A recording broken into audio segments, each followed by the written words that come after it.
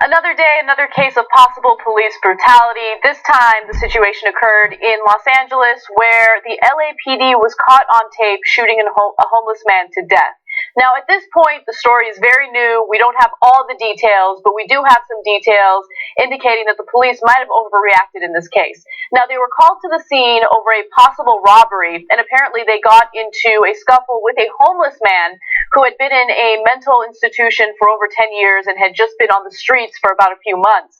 Apparently, they wanted him to take his tent down, and this is in Skid Row in Los Angeles, where homeless people are allowed to have a tent up during the nighttime, but have to take it down during the day.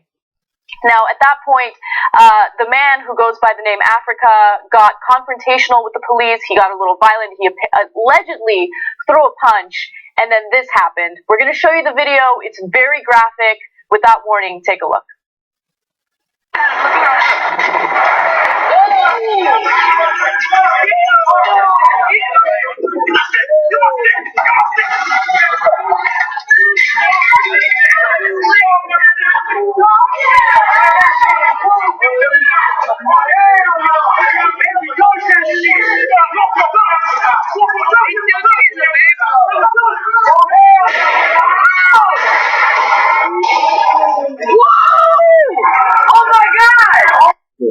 All right, so let me give you the details, Cenk, before you jump in. The Huffington Post reported on this in a little more detail. They said the video shows a confrontation in which the homeless man appears to throw a punch at police as officers try to contain him.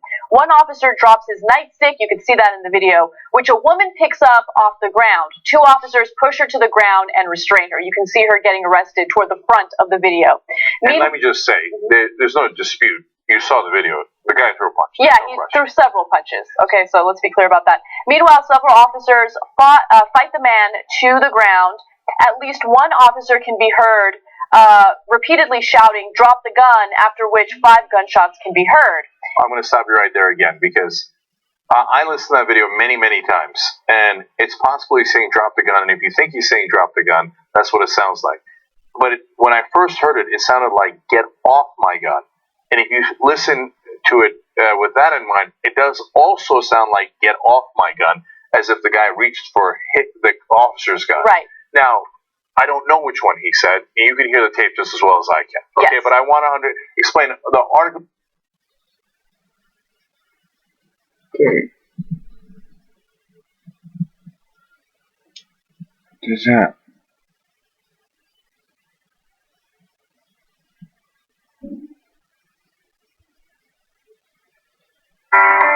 Right now, buy any Samsung Galaxy smartphone for $0 down and get a free Samsung Galaxy tablet.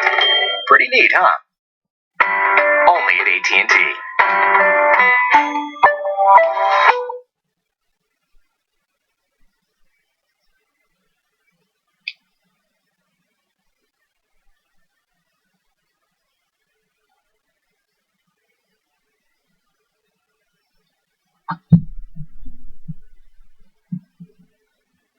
Articles I've read don't mention that as a possibility, but I saw it and I heard it with my own ears, and you can too.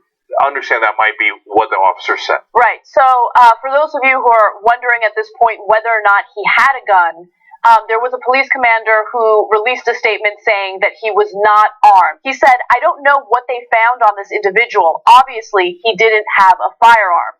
So cops are now alleging that he reached for a cop's gun, which could have been possible. The video is obviously not clear enough to see that, and so a proper investigation will hopefully reveal other surveillance that shows whether or not that was true. Now, there were witnesses there. One of those witnesses was Yolanda Young, and she released a statement to CBS 2. Here's what she had to say. "Next thing I know, dude swung on a cop, and the cop swung back, and they were hitting him, and then 2 other cop cars pulled up, and they got out of the car and ran over there, and they had 3 tasers out." So that was her, that was her analysis of what had happened. What I found interesting was that they were tasing him repeatedly, and apparently that wasn't enough to restrain him. Okay, so everybody that knows in LA, that lives in LA, knows that the people on Skid Row, some of them do not have mental issues, but some of them most certainly do, yes. Right? That shouldn't be a surprise to any police officer in Los Angeles. Now, that's common sense almost anywhere you live anyway. You've got a homeless man who's acting, very questionably. you know that it's likely to be a mental issue, right? So you want to take care. You don't want to put yourself in significant danger, obviously, right? But at the same time, you know that he doesn't necessarily mean badly. Like, he doesn't have bad intent. He doesn't think like, oh, I'm going to kill a cop today. Now that doesn't mean that he won't, because if you're having mental issues, you could cause a lot of damage. Right. But first of all, train the cops. We've covered it before. There are cities that do train the cops, and the number of people killed that have mental issues drops significantly. Train the cops. Train them. So there are cities in Texas, of all places, where they realized that this was becoming a really big issue with police enforcement. They realized that a lot of their cops would have to deal with individuals that had mental illnesses, and they weren't properly trained to deal with them.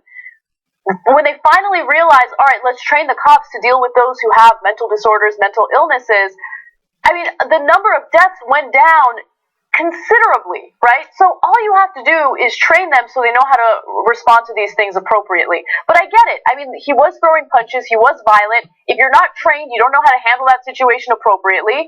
I just don't understand how non-lethal weapons like tasers aren't enough. I don't understand how several cops on one individual is not enough. I don't know why you immediately have to fire a gun 5 times and kill someone. So Brave New Films, by the way, has excellent videos on how you train cops and the success stories of what has happened in places like Texas when they train the cops right on mental issues. Now, on the cops, there's at least 5 cops in the video that you see in the beginning, let alone the number of cops that pour on later.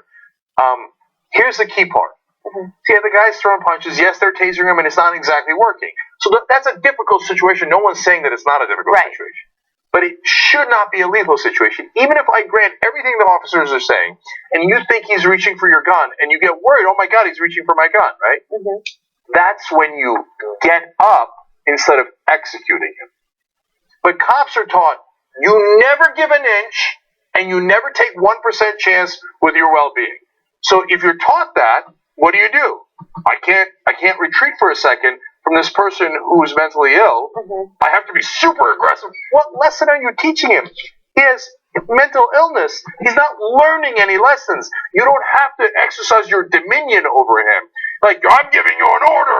I know, but he doesn't understand that. It's obvious he doesn't understand that. So retreat for a second.